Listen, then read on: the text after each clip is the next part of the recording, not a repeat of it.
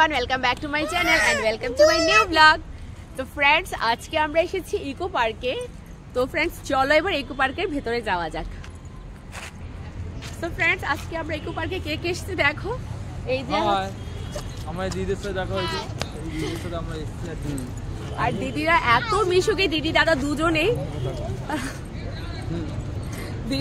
দুজনেই না এত মিশুকে কি বলবো, মানে প্রথম দেখাতে এত মিশে গেছে। আমাদের সেই আইল্যান্ড থেকে মৌসুমী আইল্যান্ডে দেখা হয়েছিল, তো ওখানে আসার পরে দিদি দাদা আবার ওদের বাড়িতে আমাদেরকে ইনভাইটও করেছে। তো ওদের বাড়ি থেকে আমরা আসলাম ইকো পার্কে, আর ওদের বাড়িতে খাওয়া দাওয়ার ব্যবস্থাও করেছিল একদম। ওদের বাড়ি থেকে লাঞ্চ টাঞ্চ করে এখন আমরা বিকেলে আমরা বের হলাম ইকো পার্কের উদ্দেশ্যে। তো এখন ইকো পার্কেই আছি আমরা সবাই। তো এখন যাব আমরা টিকিট কাটতে। তো চলো কাউন্টারের দিকে যাওয়া যাক।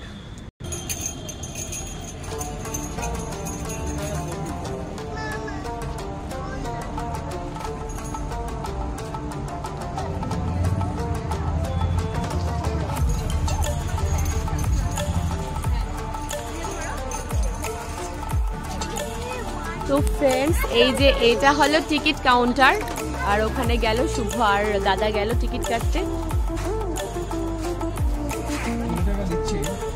আর এখানে পার টিকিটের প্রাইস হচ্ছে 30 রুপিস। হ্যাঁ, এটা ইকো পার্কে ঢোকার জন্য। এখানে দোলনা চড়বো তো বাবা আমরা। এই আমাদের টিকিট, আমাদের এখান থেকে টিকিট নেওয়া হয়ে গেল, 4 জনের 4টে টিকিট নেওয়া হয়ে গেল। আর বাচ্চাদের টিকিট লাগে না। फ्रेंड्स এটা করোনার সময়কালে এটা বানানো হয়েছিল এটা। আর फ्रेंड्स মানডেতে ইকো পার্ক পুরোপুরি বন্ধ থাকে, তো তোমরা মানডেটা অ্যাভয়েড করেই আসবে। আর এখন আমরা এন্ট্রি করব 7 ওয়ান্ডার্সে। আর 7 ওয়ান্ডার্সে এন্ট্রি করার জন্য আমাদের পার হেড 30 রুপিস করে টিকিট কাটতে হয়েছে। তো এখন আমরা আছি মিশরের পিরামিড। সো ফ্রেন্ডস এন্ট্রি করে প্রথমেই আমরা মিশরের পিরামিড দেখতে পাচ্ছি, যা সপ্তম আশ্চর্যের মধ্যে একটি, আর এর নাম হচ্ছে গিজা পিরামিড।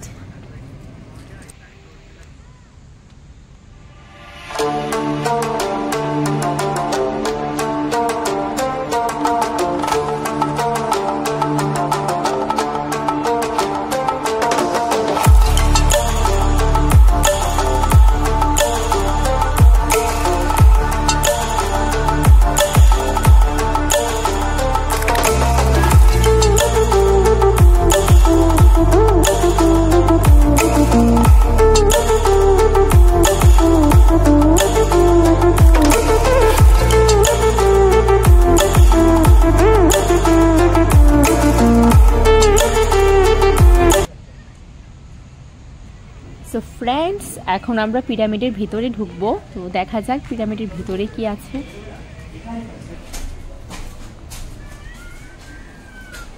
তো এখানে ঢুকতেই খুব মানে ভালো, সুন্দর জায়গাটা দেখো, কত সুন্দর করে কারুকার্য দেখা যাচ্ছে। দেখো কত সুন্দর, দারুণ কারুকাজ করা আছে ভিতরে।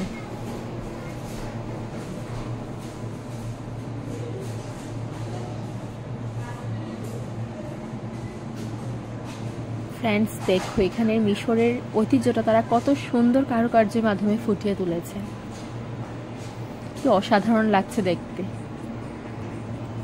আর এই হচ্ছে মমি।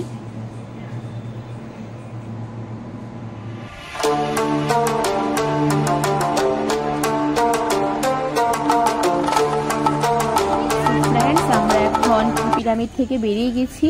তো আর পিরামিড থেকে বেরোনোর পরেই ছোট্ট একটা পুল আছে, তো এই পুলটা পেরিয়ে আমাদের যেতে হবে। আর পুলটা পরেই আছে আগ্রার তাজমহল। তো এখন আমরা পুলটা বেরোচ্ছি।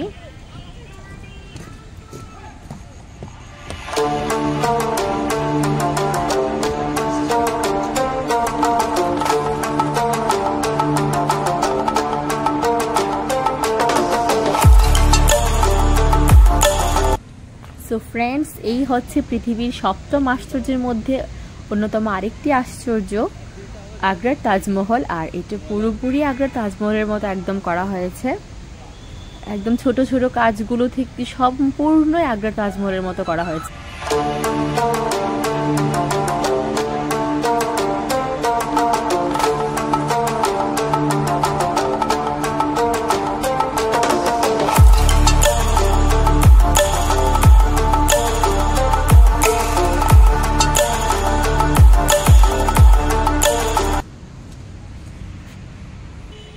ফ্রেন্ডস, এখন তোমরা যেটা দেখতে পাচ্ছ সেটা হচ্ছে জর্ডানের পেট্রা শহর।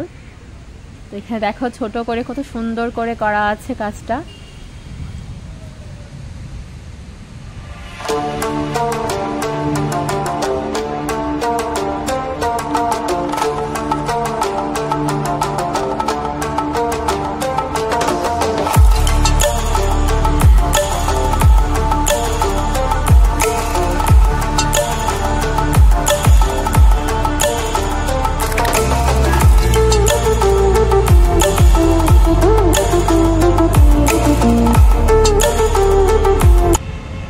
তো ফ্রেন্ডস, এখন আমরা যাচ্ছি ব্রাজিলের ক্রাইস্টডা রেডিমারে।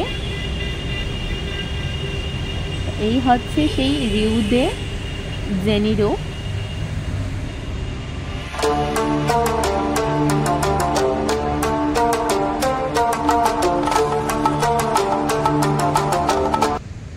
তো ফ্রেন্ডস, এখন তোমরা যা দেখতে পাচ্ছ তা হলো প্রশান্ত মহাসাগরের পূর্ব উপকূলে রয়েছে চিলি, আর চিলিতে রয়েছে স্টার আইল্যান্ড, আর ওই আইল্যান্ডে এই ভাস্কর্যগুলো আছে, ওদেরকে মোয়াই বলা হয়।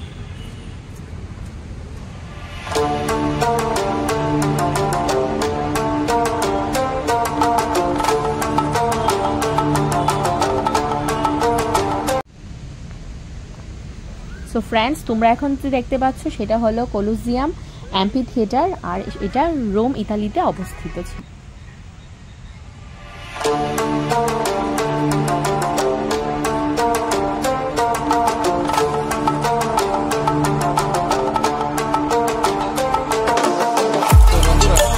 তোমরা যারা ভাবছো যে ইকো পার্কে দিনের বেলাতে আসবে, তো আমি প্রেফার করবে রাত্রিবেলাতে আসবে, কারণ রাত্রিবেলার সৌন্দর্য পুরো আলাদা রকমই, একদম পুরো লাইটে ঘেরা, দেখতেই পাচ্ছ।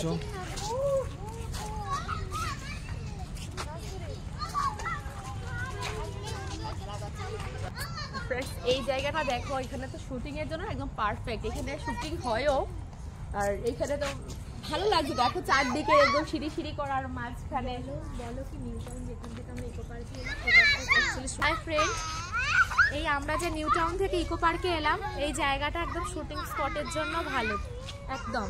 আপনারা হয়তো দেখেও থাকবেন, অঙ্কুশের সাথে একটা বই হয়েছে, টোটাল দাদাগিরির শুটিংগুলো এই স্পটেই হয়। আচ্ছা, জায়গাগুলো আসলে খুব সুন্দর। হ্যাঁ, শুটিং স্পটে যাওয়ার সময় আপনাদের দেখাবো। আমি বলছি অঙ্কুশের সাথে একটা বই হয়েছে।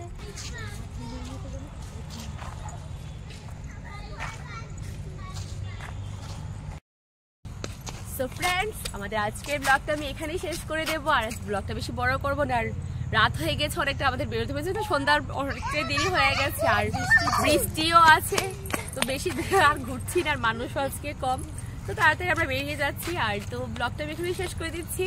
আশা করছি আমার ব্লগটা তোমাদের ভালো লাগবে। যদি ভালো লেগে থাকে তাহলে অবশ্যই লাইক, কমেন্ট, শেয়ার করে দেবে। আর যারা আমার চ্যানেলটা সাবস্ক্রাইব করে রেখো, তারা তাড়াতাড়ি সাবস্ক্রাইব করে নাও। তো সবাই ভালো থেকো, সুস্থ থেকো, দেখা হচ্ছে তোমাদের সঙ্গে নতুন আরেকটি ব্লগে। টাটা।